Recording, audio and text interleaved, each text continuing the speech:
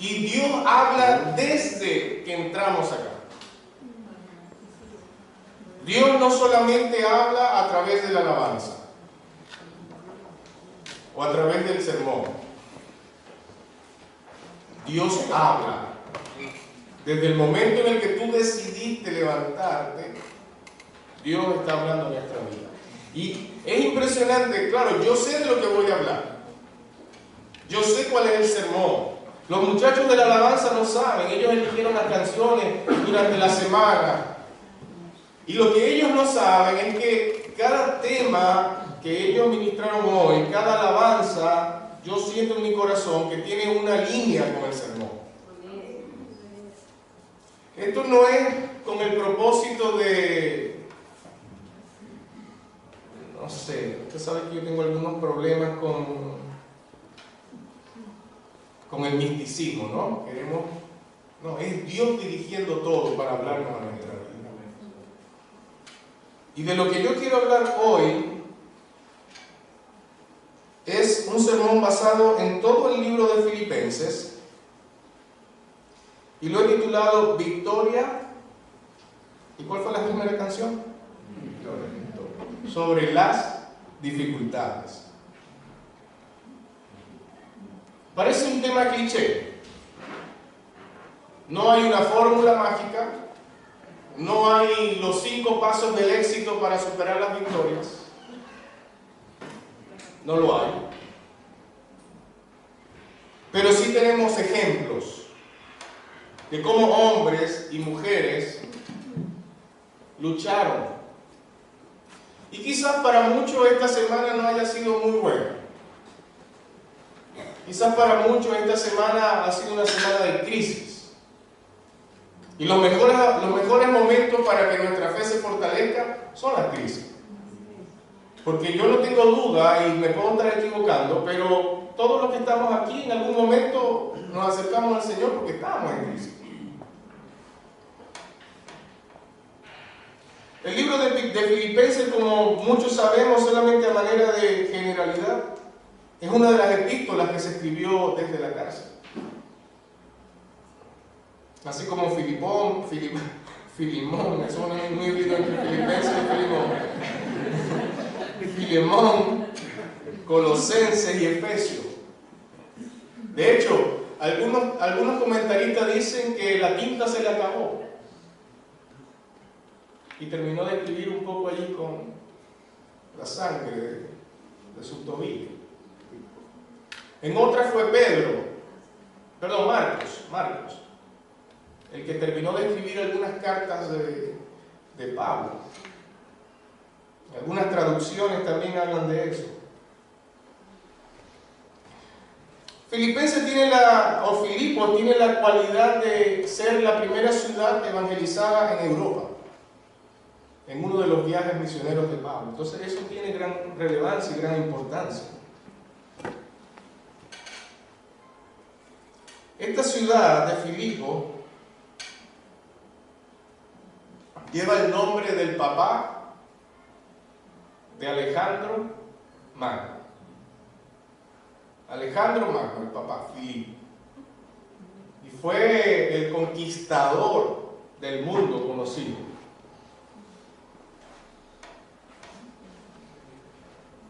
En relación a las cartas que escribió Pablo, cuando se estudian los evangelios, sobre todo los evangelios sinópticos, Mateo, Marcos, Lucas,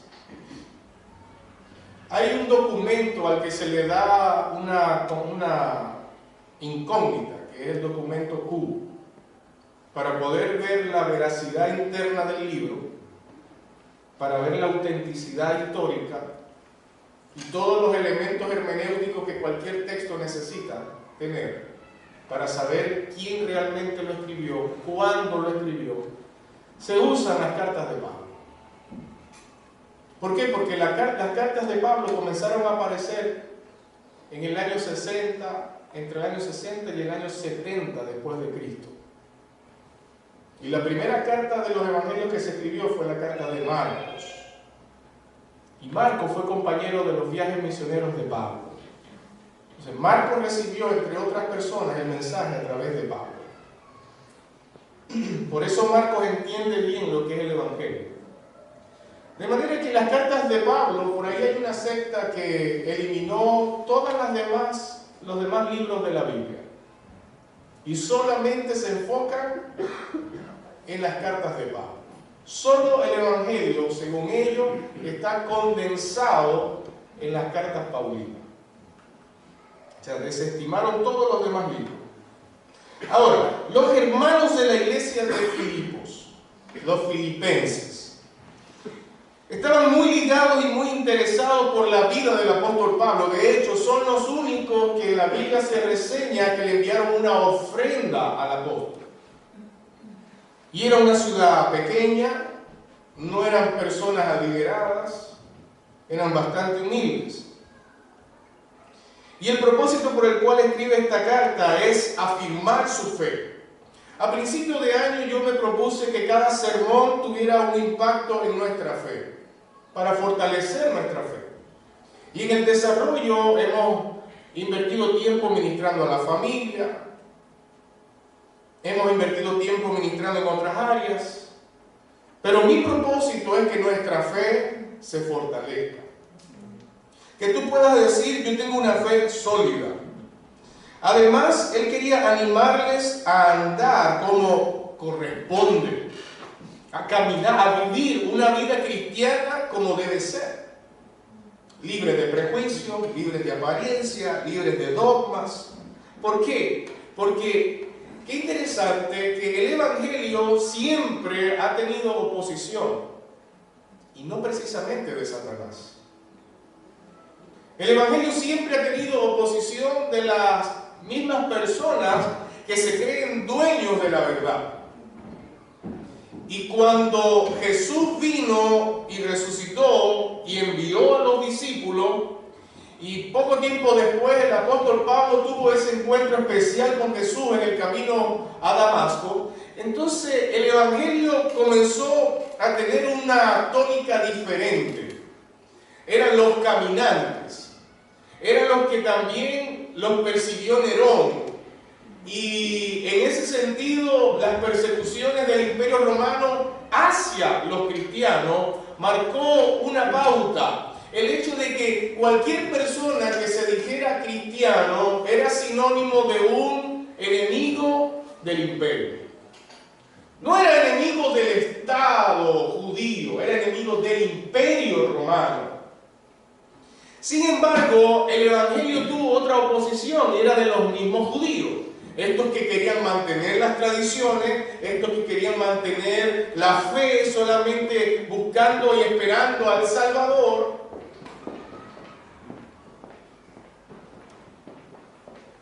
Entonces los judaizantes estaban también allí fuertemente, eran pseudo cristianos, que no permitían y no querían que el Evangelio fuera predicado a los gentiles.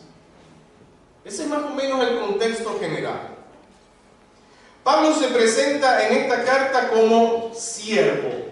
La palabra siervo que usa Pablo viene del original griego uperete. El uperete es el remero, el que está en el barco de esclavos y está remando, y lo único que hace es remar.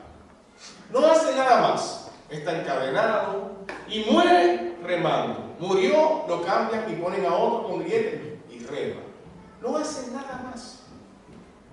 El uperete está allí, en la parte más baja del barco, y le cae todo, el excremento, porque eran diferentes pisos de esclavos, remando.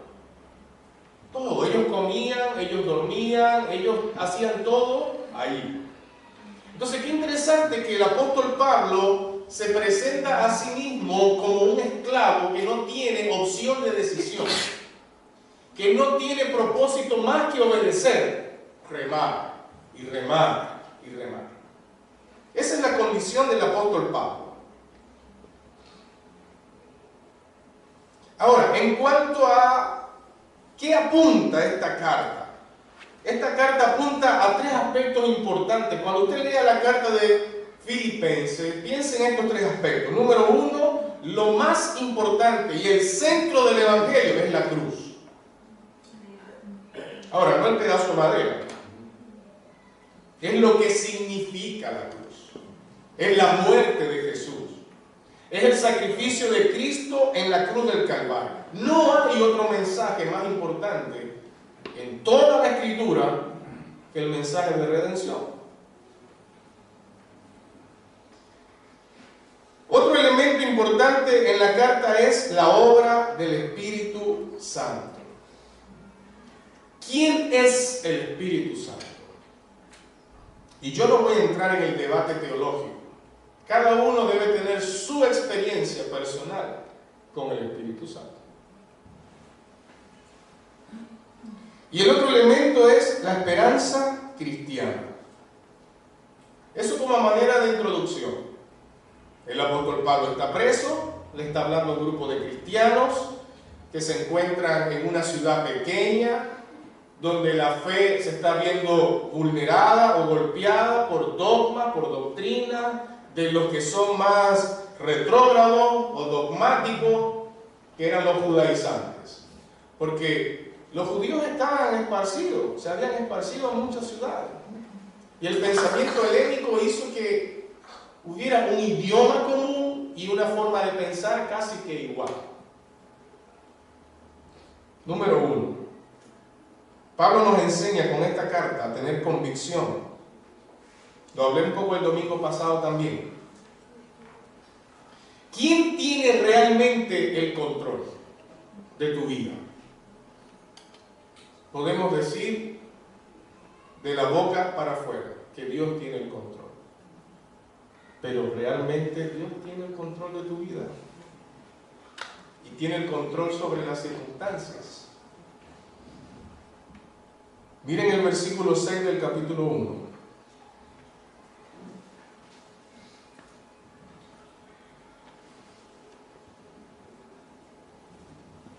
Estando persuadido de esto, Filipenses capítulo 6, versículo 1. Perdón, 1:6. Sí. Capítulo 1, versículo 6. Estando persuadido de esto. ¿Qué quiere decir la palabra persuadido? Sin dudas. Cuando alguien te está vendiendo algo y te persuade, te lo vendió. Listo. Caíste preso. Que el que comenzó en vosotros la buena obra, la perfeccionará. ¿Quién comenzó la buena obra?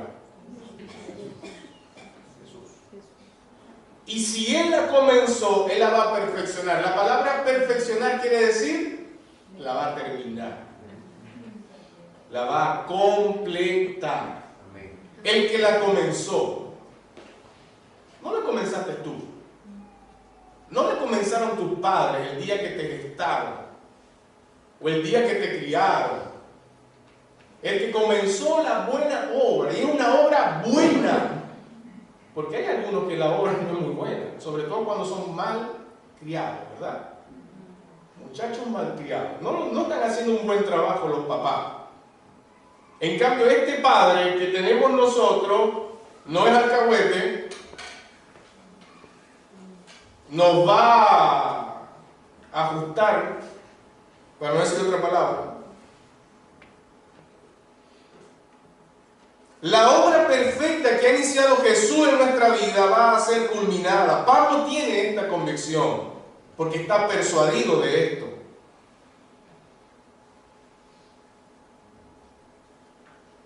El Salmo 37, versículo 24. El salmista David también hace alusión a esto.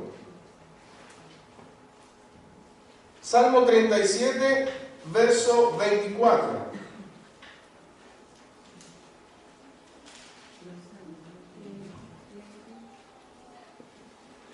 Cuando el hombre cayere, no quedará postrado, porque Jehová, ¿qué dice? Sostiene su mano. Tú te puedes equivocar. Tú puedes cometer errores. Tú puedes flaquear de debilidad, sea cual sea la circunstancia de tu vida. Pero tenemos la confianza de que no vamos a quedar postrados. Yo tengo la confianza de que en mi proceso de vida personal, Dios no me abandona. No hay algo que yo pueda hacer para que Dios me deje de amar. Y tampoco hay algo que yo pueda hacer para que Dios me ame más. Ni que me ame menos, ni que me ame más. Dios me ama porque me conoce, porque Él me formó, porque Él fundó mi vida, porque Él la hizo. Y un poco más adelante en el Salmo 39 habla de eso, de que Él, en lo oculto, yo fui formado, entretejido en lo más profundo de la tierra. Un poco más adelante en el Salmo 89, es un salmo muy especial, sobre todo a partir del versículo 20. Pero el Salmo 89, fíjense que solamente el versículo 20 dice: hallé a David mi siervo y lo ungí con mi santa unción. Y a partir de ahí comienza una serie de promesas que Dios le dice a David, hasta el punto de que en ese mismo salmo dice: una vez he jurado a David por mi santidad. ¡Wow! Lo que estaba en juego era la santidad de Dios. Y yo creo que Dios no se va a arriesgar de ninguna manera. El versículo 33 de ese Salmo 89 dice: mas no quitaré de él mi misericordia, ni falsearé mi verdad. Esa es la promesa que Dios le da a David. Si tus hijos se desvían, le está diciendo, si no guardaren mi pacto, ni mi ley, yo les castigaré con vara. Yo voy a hacer todo lo necesario para enderezar tu vida en la vida de tu linaje. ¿Por qué? Porque David era tan lindo y hermoso que Dios tenía algo muy especial con David. No. Ese no era el sentido. El sentido es que del linaje de David venía Jesús.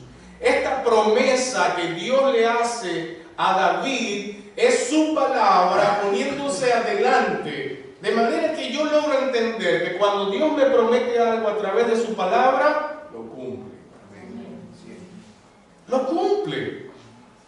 Él no va a quitar su misericordia. Por eso su misericordia es nueva cada mañana. Si no, ninguno de los que estamos aquí estuviéramos vivos. Si no es gracias a su misericordia. El Salmo 138 dice más adelante en el versículo 8: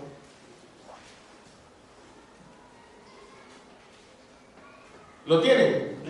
Jehová, ¿qué dice? Cumplirá su propósito en mí. Amén.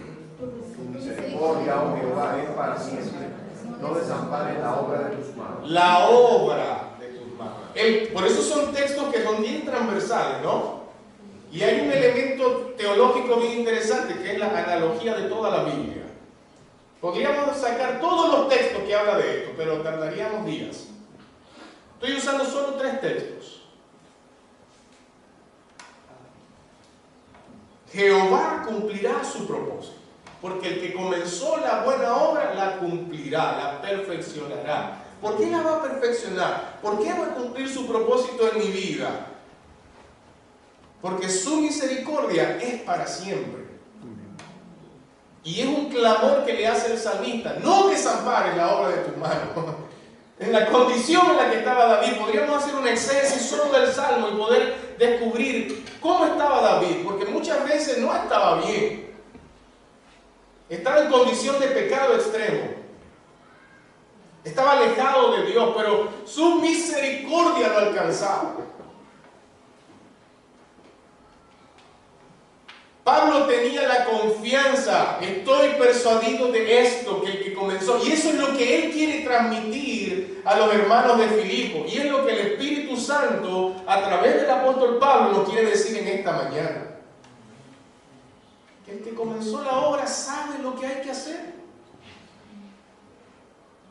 Estaba escuchando un pequeño extracto de un sermón de Josué Guión, donde estaba hablando de la relación del padre con el hijo, y pone un ejemplo donde el papá estaba con su hijo en el supermercado y el hijo tenía la cesta donde estaban metiendo algunas cosas, y parece que el niño estaba teniendo algunas dificultades, y alguien, seguro era una persona chismosa, hombre o mujer, no sé,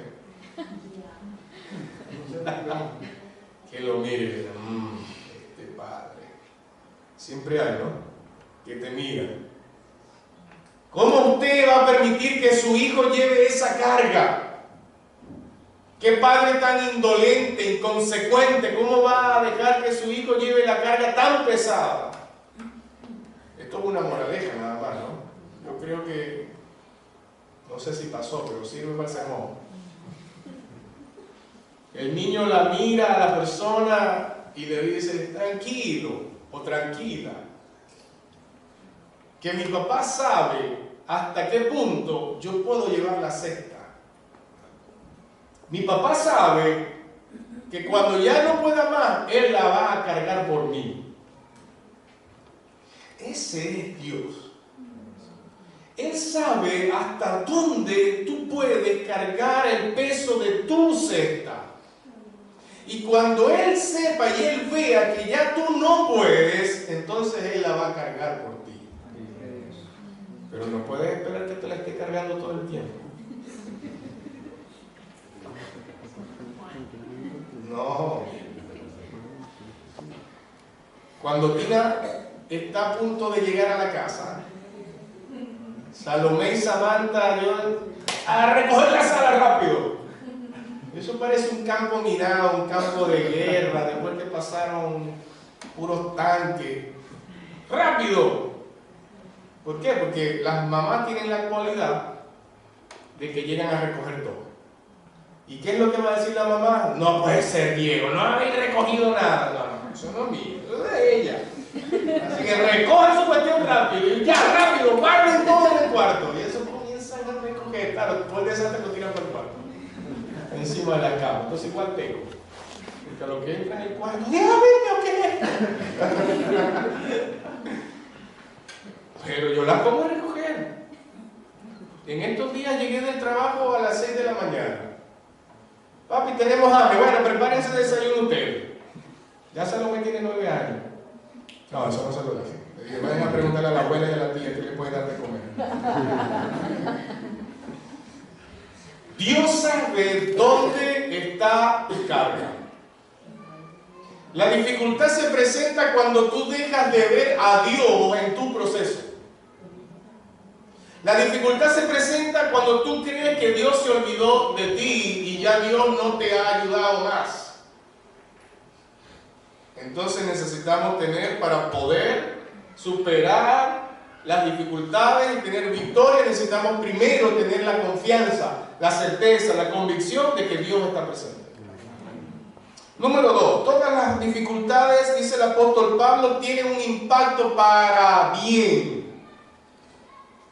Por eso nos acordamos siempre de Romanos 8:28. Y sabemos que a los que aman a Dios, todas las cosas nos ayudan a bien. Amén. Y lo decimos y lo repetimos, Romanos 8:28. Pero cuando estamos en el ojo del huracán, ¿podremos decirlo con la misma confianza, con la misma convicción? O como le pasó a mi familia adoptiva, me refiero a la familia de Tina, y esto yo lo he dicho en muchas oportunidades, Fred. La hermana mayor de ellos tuvo una niña preciosa que a los 5 años o 6 años le diagnosticaron con cáncer. En el proceso del cáncer sale embarazada de un niño que vino con más problemas todavía, con un síndrome genético, donde mientras a la niña le estaban haciendo su tratamiento de cáncer, ella estaba en un hospital sacándole el bebé a los 6 meses de embarazo porque estaba en peligro de que murieran los dos. Y en ese conflicto de qué está pasando, como que no había una luz. La niña sale en remisión de su tratamiento de cáncer, el niño con su síndrome, hoy se muere, hoy se muere, hoy se muere, y no murió. 11 meses después, o 10 meses después, la niña cae en un cuadro de neumonía tan severo que la niña murió. Sailé murió, y eso fue un impacto. A los 2 meses, el niño, y eso fue una época súper difícil para nosotros, porque el niño comenzó a convulsionar. Y era impresionante, convulsionaba cada 2 horas. Pero como el niño tenía 7, 8 meses y era pequeñito, eso sí, parecía un toro, y las convulsiones no las entendíamos, no sabíamos que estaba convulsionando. Salíamos corriendo, eso todo el mundo daba gritos, el tío de Tina, todo era un caos.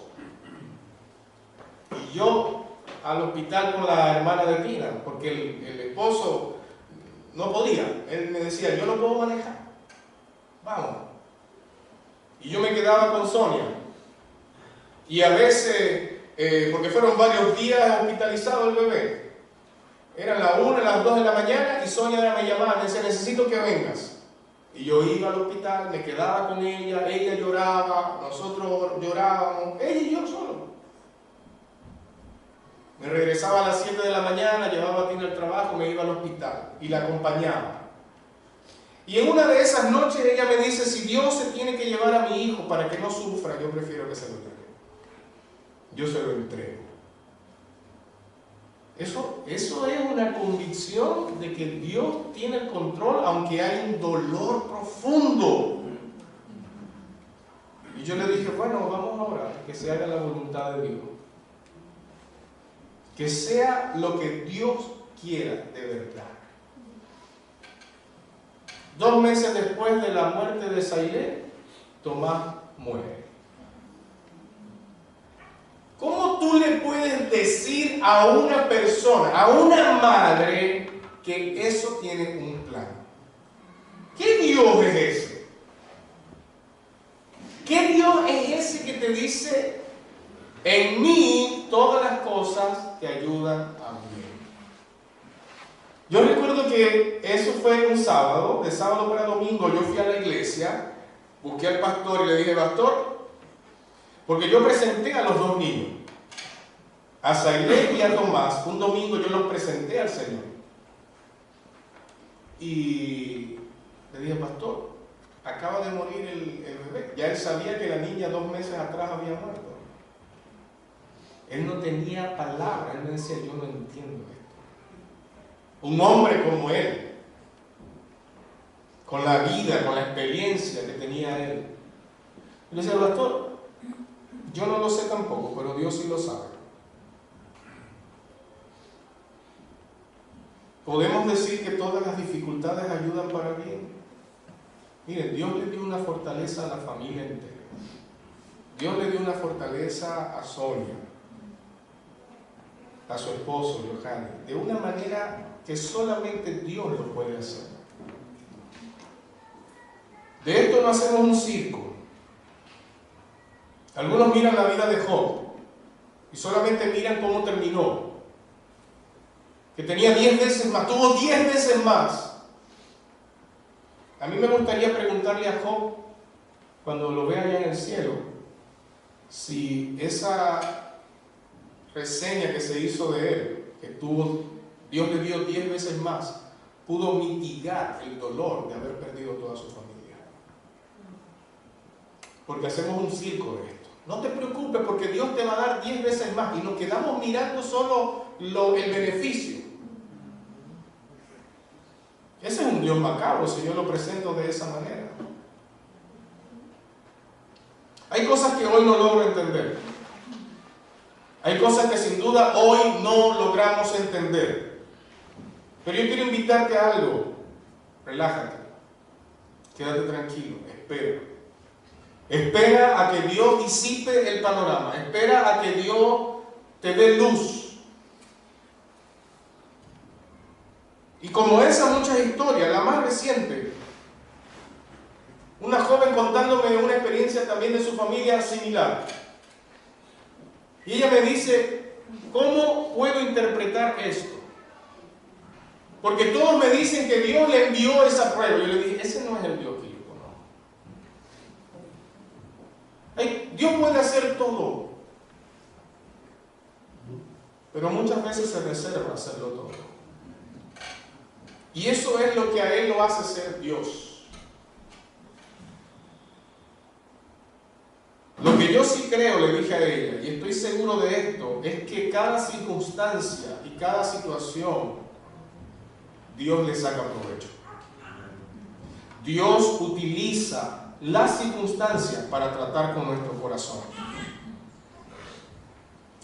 Pablo tenía la convicción que a pesar de la situación adversa que estaba viviendo, la visión que él tenía de esa realidad era la visión que Dios también tenía. Es decir, ¿cómo ves tú tu problema? ¿Cómo lo ves? Como que estás metido en un pozo. No tienes a dónde ir. Estás encerrado, es oscuro. ¿Cómo lo ve Dios? ¿Lo ve de la misma manera que tú lo ves? ¿Lo ve de la misma manera como tú lo ves? Porque nuestra visión de la realidad es tan limitada que no veo más allá de lo que estoy viviendo hoy. Pero yo me encuentro en el libro de Hebreos que él dice: mientras se diga hoy, entra en el reposo del Señor. Hoy, en medio de la crisis, yo puedo tener reposo, que es muy diferente a que el problema esté resuelto. Pero yo puedo tener una paz que solamente Él me puede dar, aunque esté metido en el pozo. Aquí estamos. Versículo 12 de Filipenses 1. Porque Él les está diciendo a los hermanos que tienen una fe débil y que además esa fe está siendo golpeada por los judaizantes, que les está diciendo: el evangelio no es para ustedes, el evangelio es solo para los judíos. Y Él le dice: quiero que sepáis, hermanos, que las cosas que me han sucedido han redundado más bien para el progreso del evangelio. Pablo estaba claro con su misión en la vida después que él recibió a Jesús. ¿Cuál era su misión antes de haber tenido un encuentro personal? Fue totalmente diferente a después. Pero hay una lectura que nosotros necesitamos darle a esto. Número uno, Pablo siempre fue vertical, aun cuando era fariseo. Porque en el mismo libro de Filipenses está el currículum de él, en el capítulo 3. Fariseo de fariseos, circuncidado al octavo día, educado bajo los pies de Gamaliel, ante la ley irreprensible. O sea, el hombre tenía una calidad de vida que se ajustaba a sus convicciones. El asunto es que esas convicciones lo estaban llevando por un camino equivocado, y Dios se presenta y le ordena el panorama. Y dice: bueno, ahora para mí, y ahora más adelante lo vamos a ver, el vivir es Cristo y el morir es ganancia. Entonces, el apóstol Pablo entiende esto, le dice: las cosas que me han sucedido han redundado más bien para el progreso del evangelio, de tal manera que mis prisiones se han hecho patentes en Cristo, en todo el pretorio y en todos los demás. Pablo estaba preso en el pretorio. El pretorio es el calabozo de máxima seguridad de la casa del gobernador de la provincia. Él no estaba preso en el retén El Marite. Él estaba preso en el sótano de la casa del gobernador. Por lo tanto, tenía una guardia permanente solamente para él. Nosotros tenemos un hermano en la iglesia, allá en Venezuela, que por una circunstancia a él se lo llevaron preso al Marite. No tenía documento, le hicieron, usted sabe, un control ahí, una alcabala, y como no tenía documento, tenían que constatar identidad y se lo llevaron al Marite. Y estaba preso. Cuando por fin supieron que no estaba preso, que lo fueron a buscar el pastor de la iglesia, él estaba en la celda adorando y cantando al Señor. Y él cantaba y cantaba y cantaba. Y como es de la vieja guardia, cantaba puro himno. Puro himno y cantaba. Él solamente cantaba. Él estaba sentado cantando. Yo me imagino que estaba esperando que las puertas se abrieran. ¿Qué estaba esperando? Pero él estaba cantando. Se abrieron. ¿Ah? Se abrieron. Y era notorio a todos los presos cuando lo escuchaban cantar, Ramón Molina. Él cantaba, claro, después que él llegó a la iglesia al otro día, él cantó otro cántico y decía, unido, más unido que los papás. Lo dejaron abandonado. Todos los evangélicos lo dejaron abandonado. Y esa era la única canción que él cantaba. El apóstol Pablo, cuando estaba preso, estaba ahí con grillete, soldado número 1, soldado número 2. Oye, Jesús te ama y tiene un plan con tu vida y contigo también. Cambio de guardia de soldado, llegaban soldados, oye, te han dicho que Cristo te ama y que tiene un plan especial para tu vida. Y estaba metido en el cepo, ahí, aquí y aquí, en el cepo. Y él decía, hey, tú, Dios tiene un plan con tu vida. Dios tiene un propósito.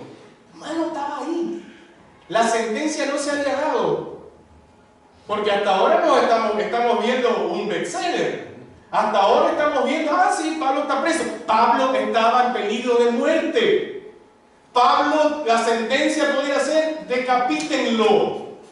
Pero Pablo decía, hasta que yo me muera, yo voy a seguir anunciando a Cristo. Pablo comprendió que hasta que le quedara su último aliento, él iba a anunciar al Señor. Por eso cuando Pablo está escribiendo o está dictando, no sé cómo fue esta carta, Pablo le está diciendo, dile a los hermanos de Filipo que la prisión lo que ha hecho es que el evangelio llegue a los soldados romanos. La prisión lo que ha hecho es que los soldados no quieran estar más conmigo. Voy a especular, ¿no? Versión Diego habla hoy. Es notorio, mira que te toca la guardia con Pablo. No, yo no quiero ir, me tiene obstinado hablándome de ese Jesús. Y hay un libro que se llama El mártir de las catacumbas que habla un poco de eso, de la predicación de los cristianos en las catacumbas y la predicación del evangelio en el Coliseo romano. Todos los gladiadores escucharon el mensaje de salvación. De tal manera que mis prisiones se han hecho patentes en Cristo, en todo el pretorio y en todos los demás. La pregunta que yo quiero que tú te hagas hoy es tu crisis, tu problema. Lo sabe la gente. Ahora, ¿qué sabe de ti? ¿De tu neurosis? Porque hay evangélicos muy neuróticos. Le dirá, ¿cómo es eso? Se lo voy a explicar. Están pasando por una crisis y dicen, no, a mí no me está pasando nada. Porque yo por la fe soy más que vencedor. Y se neurotizan. Están como viviendo una vida paralela, ¿no? Hermano, ¿cómo estás? En Victoria. En Victoria. Y viene un amigo de nosotros y te dice, gózate, hermano. Gózate. Están los otros hermanos. Hermano, ¿cómo estás aquí pisado por el diablo? No me dejes respirar, no veo luz. Me tiene agarrado por el pescuezo. Vamos a buscar un punto más central. Y yo creo que un punto central, hermano, ¿cómo estás? Hermano, estoy en luchas, en dificultades. Pero aún en medio de mis dificultades veo que quien me sostiene es Dios. Amén. Es una fe más clara, es una fe más sincera. Hermano, necesito que oremos porque parece que la fe me está fallando. No podemos vivir en una nube de superfe, por lo menos yo no la he logrado alcanzar. Yo no he logrado estar en el estatus donde soy inmune a todo lo que me sucede alrededor. No voy a ponerme aquí con neón mis problemas y mis dificultades. No, busco mi tiempo de intimidad con el Señor. me arrodillo, clamo, lloro, gimo, grito, todo lo que usted puede imaginarse, yo también lo hago, pero delante de Dios. Eso sí, no me quedo ahí. No me quedo postrado, autocomiserándome, castigándome, pobrecito, como decía Jacob, gusano de mí. No, no, no. Señor, yo quiero que tú me levantes, porque tú vas a levantar al pobre del muladar, dice el salmista. Eso es lo que yo quiero tener con el Señor. Que en medio de mis crisis y de mis problemas, que van a ser inevitables, yo tengo un recurso donde acudir. Yo tengo un lugar donde nadie más puede entrar. Solamente Él y yo. Y a veces he tenido unos atajaperros, como decimos nosotros, con Dios. Nunca salgo ganando, pero por lo menos me desahogo. Y se lo digo. Le digo, hermano, si la cosa puede ser más fácil, usted me lo dice y yo lo dejo. ¿A quién me hace pasar por esto? ¿A quién? O sea, al final me voy a dar cuenta de lo mismo. Bueno, esa es la manera. Por eso Pablo tenía esta certeza. Para mí el vivir es Cristo. ¿Para qué vives tú? ¿Cuáles son tus convicciones de vida? De vida, no solamente de fe, de vida. Porque algunos tenemos planes y esos planes no se corresponden con los planes de Dios y ahí entramos en un dilema. O somos un perete, ¿se acuerdan? O somos esclavos, donde Dios nos va a dirigir, o tomamos el control de nuestra vida. Y Dios va a hacer, haga lo que usted quiera conveniente. Pero te va a esperar ¿a dónde? En la bajadita. Ahí te va a esperar Dios. Hagamos lo que hagamos, Dios nos va a encontrar. Obviamente no me va a encontrar para darme un palazo, ¿no? Es decir, te lo dije. Eso se lo dejo a las madres. Hay dos verdades que no se pueden desvincular en la vida del apóstol Pablo en esta escena. Esa verdad de, ¿qué quiero hacer? ¿Quiero seguir viviendo para seguir anunciando a Cristo? ¿O quiero morir para vivir ya libre de la carne, para vivir ya libre del sufrimiento? Porque no la estaba pasando bien. El primo de David y de Alidita, Jorge Isea, dice que la forma más gráfica en la que él expresa la piel del apóstol Pablo es que parece un bocachico. Estaba todo sajado. Tenía tantas cicatrices, tenía tantas heridas, tenía tanto maltrato, porque cuando no estaba preso, lo estaban buscando. Cuando lo estaban buscando y lo encontraban, lo agarraban a palo. Tenían que sacarlo por la ciudad, tirarlo por los muros. Cuando lograba huir, se metía a un barco. En el barco se hundía, quedaba en el naufragio en medio del mar. Cuando por fin llegaba a la orilla de una costa, lo picaba una culebra. El hombre estaba salado. Pero para mí, el vivir es Cristo. Y tú y yo nos quejamos por lo que estamos viviendo hoy. Tú y yo nos quejamos. Si tenemos al mismo Cristo, al mismo Dios de Pablo, de los apóstoles, lo tenemos nosotros el día de hoy. Número 3, versículo 19. Porque sé que por vuestra oración y la suministración del Espíritu de Jesucristo, esto resultará para mi liberación. Porque el versículo 15 dice, algunos a la verdad predican a Cristo por envidia y contienda, pero otros de buena voluntad. Los unos anuncian a Cristo por contención, no sinceramente, pensando añadir aflicción a mis prisiones. Y este que es evangélico, ¿cómo puede estar pasando por ese problema? El salmista David tiene un salmo que en este momento no me acuerdo cuál es, pero que en medio de su crisis, él describe, algunos menean la cabeza preguntando, ¿dónde está tu Dios? Note que en el versículo 15 hay un grupo de hermanitos, que el Señor se los lleve, que estaban hablando mal del ministerio de Pablo. Y que tenían un ministerio más poderoso porque ellos tenían éxito, porque ellos estaban afuera. En cambio, Pablo algo malo estaba haciendo, porque como Pablo, siendo un predicador, estaba preso. Eso quiere decir que no estaba muy bien con el Señor.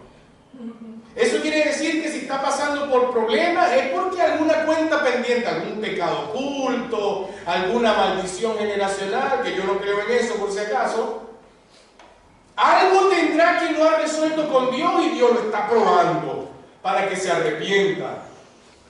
Y predican a Cristo. Yo predico al Cristo, no al Cristo de Pablo, porque el Cristo de Pablo es un fracasado. Porque Pablo es un fracasado. Porque Pablo está preso. Predican a Cristo por contienda, por vanagloria, sin las motivaciones adecuadas. Pero yo estoy aquí preso, decía Pablo. Y no se preocupe, porque esto va a redundar para bien. ¿Por qué? Porque aquí está, sé que por vuestra oración, y los está impulsando a que ellos tengan una vida de oración. Los está impulsando a que en medio de los problemas hay un poder que es el poder del Espíritu Santo. Y por eso Él le dice claramente, por vuestra oración y la suministración o la administración del Espíritu de Jesucristo, esto resultará para mí mi liberación. Conforme a mi anhelo y esperanza de que en nada seré avergonzado. Hermano, tu problema no te avergüenza.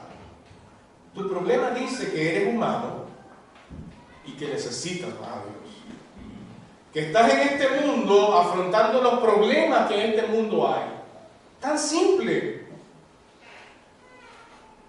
Dice, antes bien, con toda confianza, como siempre, ahora también será magnificado Cristo en mi cuerpo, o por vida o por muerte. ¿Qué quería Pablo? Que Cristo fuera exaltado y glorificado. Todo lo demás era parte del plan. Porque para mí el vivir es Cristo, verso 21, y el morir es ganancia. Mas, si el vivir en la carne resulta para mí beneficioso de la obra, no sé entonces qué escoger.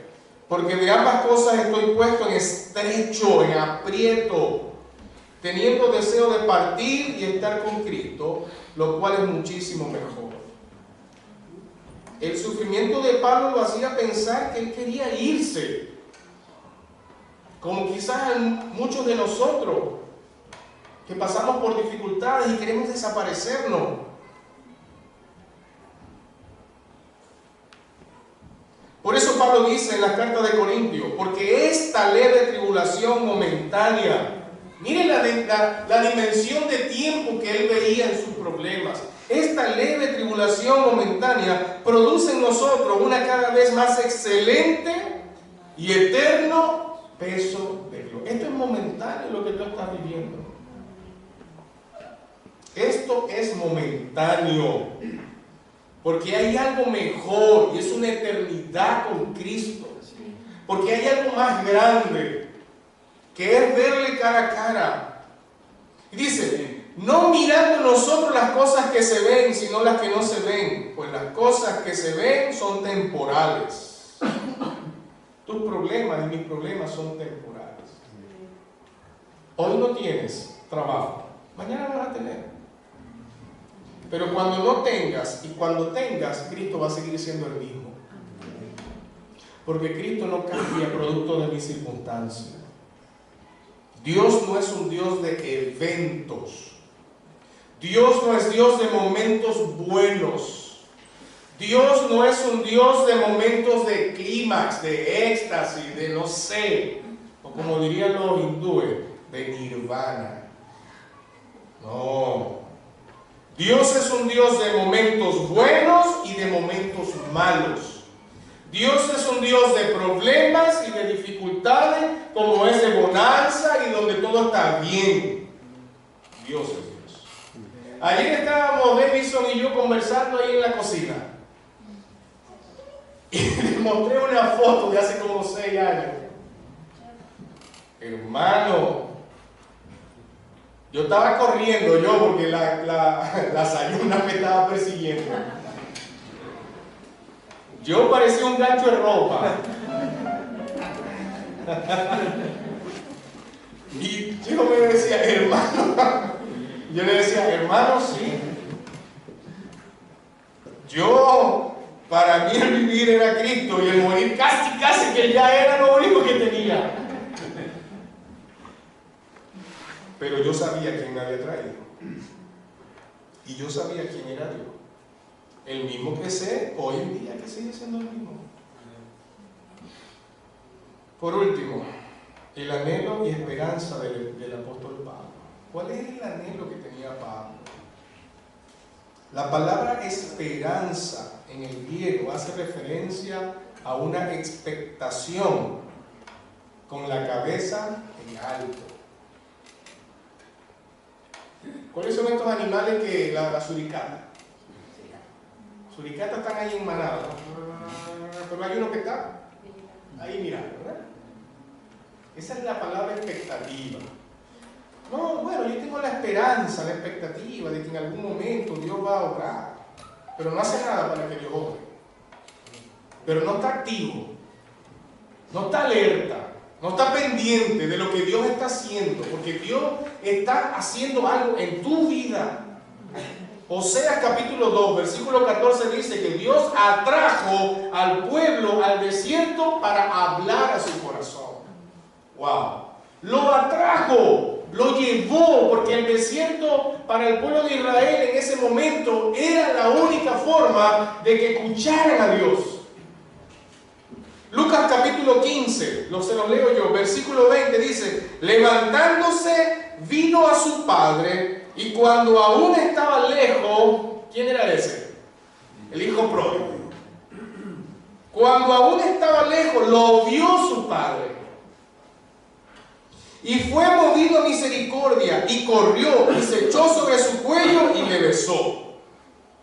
El papá no estaba sentado en su amargura. El papá estaba en el lugar donde podía ver el camino. El papá estaba allí esperando el momento en que él pudiera ver a su hijo.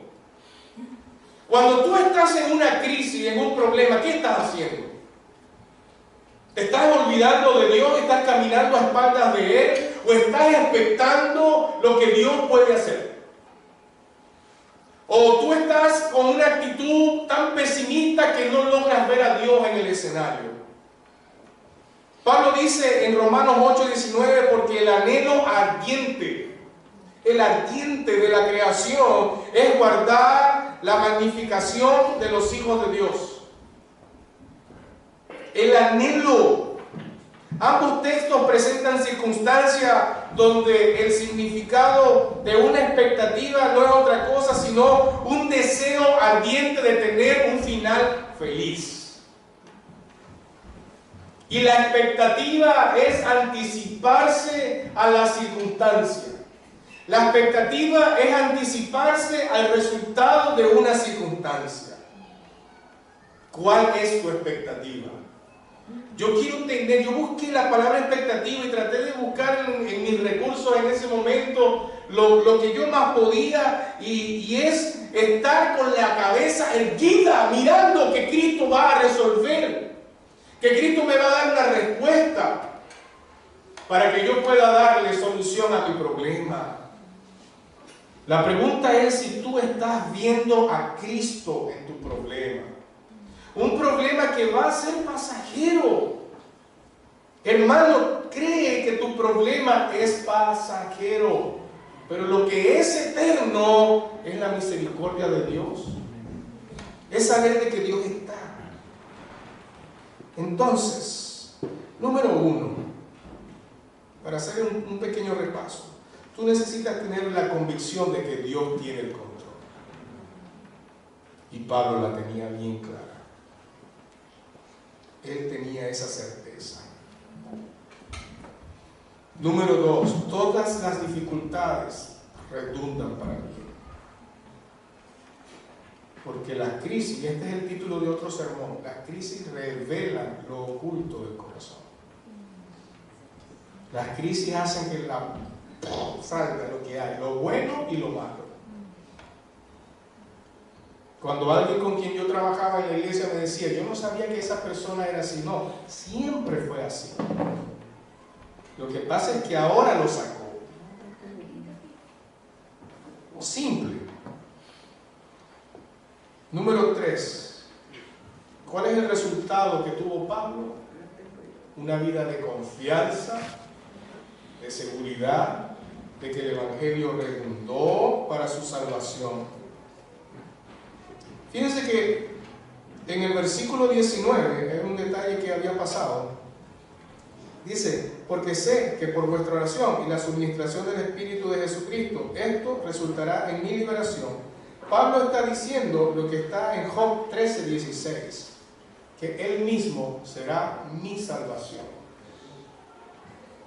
El Salmo 121: alzaré mis ojos a los montes, ¿de dónde vendrá mi socorro? Mi socorro viene de Jehová, no de lo humano, no de lo terrenal. Mi socorro viene de Jehová, porque él hizo los cielos y la tierra. No dará tu pie al resbaladero, ni se dormirá el que te guarda. Y le dice: he aquí, no se adormecerá ni dormirá el que guarda a Israel.